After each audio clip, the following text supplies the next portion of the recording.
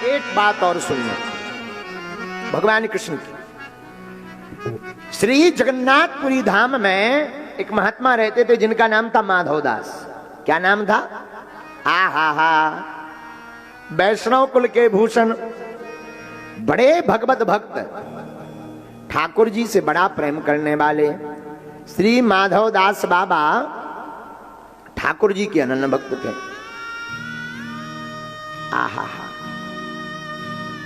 आपकी लीलाएं बड़ी अद्भुत।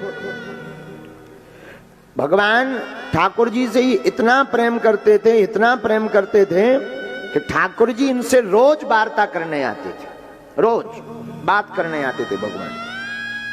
भगवान के ध्यान में इतने मगन हो जाते कि 4-4 दिनों तक इन्हें भूख की सुध नहीं रहती, तन की सुध नहीं रहती, मन की सुध नहीं रहती। तो भगवान सुभद्रा जी को कहते हैं कि आप जरा इनको प्रसाद पवाओ। स्वर्ण के थाल में सुभद्रा जी प्रसाद लेकर के समुद्र किनारे आती, बाबा प्रसाद पाओ। लेकिन ये इतने मगन के इन्हें सुध ही नहीं, कौन थाल रख के चला गया खबर नहीं। गोविंद के गुणानुवादों में इतने डूबे, हमारे माधव की प्रीति में इतने डूबे, हमारे नंद नंदन की प्रीति में इतने डूबे कि मन से कोई ध्यान ही नहीं इनके चित्त में। आहा, सुभद्रा जी थाल लेकर चली गई, लेकिन बीच में उन्हें भाव आया कि शायद बाद में जगेंगे तो पाएंगे, सो थाल रख दिया। अब बाबा पा लेना। मंदिर वापस आई सुभद्रा जी, और जब मंदिर के पट खोले गए तो पुजारियों ने देखा कि भगवान तो ठीक ठाक है पर थाल गायब हो गया सोने का। ओहो, अब तो जगह तगह राजाओं के क्षेत्र में था मंदिर जगन्नाथ जी का, यत्र तत्र सर्वत्र देखा गया, थाल कहां गया, सोने का थाल कहां गया। बाबा जी के पास पकड़ा पाया, बाबा जी को चोर समझा माधवदास को। रात को राजा ने बुलवाया, कारागृह में बंद करवाया और इतने चाबुक मारे, इतने चाबुक मारे कि लाल कर दिया। माधवदास जी बोले जय हो।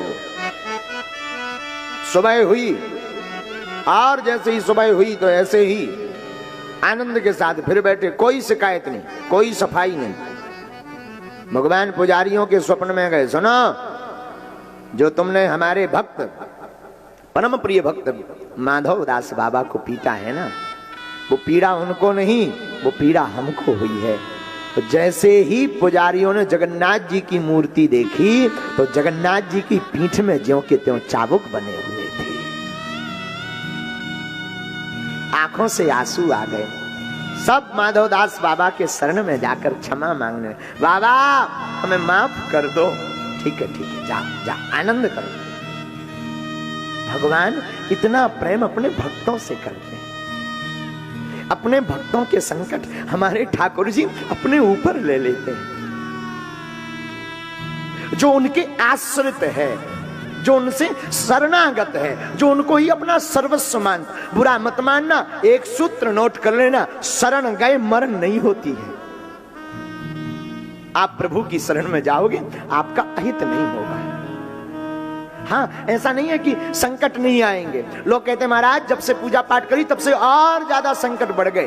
प्यारे, संकट जरूर बढ़ गए, संकट तो शरण में ना आओ तब भी है, आ गए तब भी है, फिर फायदा क्या है भैया? उन संकटों से लड़ने की क्षमता भगवान की शरण में जाने से मिल जाती है। फायदा है ना, भगवान की शरण में जाने से उन संकटों से, उन विपदाओं से लड़ने की सामर्थ्यता आ जाती है। इसलिए आप सब ऐसे गोविंद के चरणों को मत छोड़ना, काशी वालों, भगवान विश्वनाथ की शरण को मत छोड़ना, सब कुछ छोड़ना, उनकी शरणागति मत छोड़ना। क्यों? क्योंकि एक प्रभु ही एक ऐसे हैं, हमारे ठाकुर ही ऐसे हैं जो अपने भक्त को सदा प्रसन्न देखना चाहते हैं।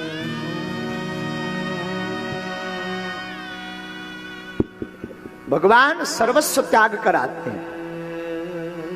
जिंदगी में कोई अपना नहीं है। जैसे तुम अपना मान रहे ना, ये हमारी पत्नी, ये हमारे पुत्र, ये हमारे बच्चे, ये परिवार, ये संसार, ये सब मरघट तक की यात्रा के साथी हैं।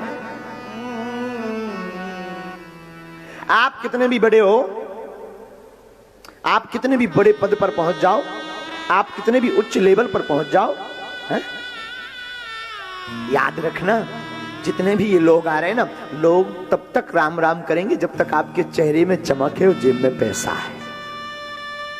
दोनों खत्म, लोग राम राम भी नहीं करते, कहीं ये उधार ना मांगे। याद रखना, इसलिए किसी को अपना मत मानो, मानना है तो ठाकुर को ही अपना सर्वस्व मानो, जो निस्वार्थी है उनको अपना मानो। ये आप कह रहे हैं ना, ये जगत महाराज बड़ा प्रेम करता संसार, भैया ये संसार स्वार्थ लाग करही सब प्रीति। देख लेना, कभी अनुभव कर लेना, साथ स्वार्थ बस प्रीति करते हैं।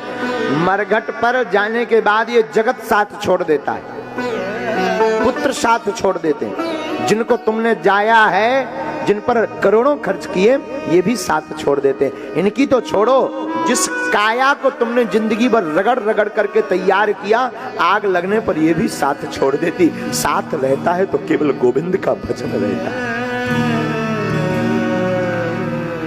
हमारा सच्चा साथी अगर कोई है ना, हमारे जीवन में दो ही रिश्तेदार हैं। पूछो क्या, कौन कौन दोनों रिश्तेदार हैं? पूछो ना, कौन कौन? एक हमारी राधा रानी, दो ही रिश्तेदार हैं। एक हमारी राधा रानी, दूजे बाके बिहारी सरकार।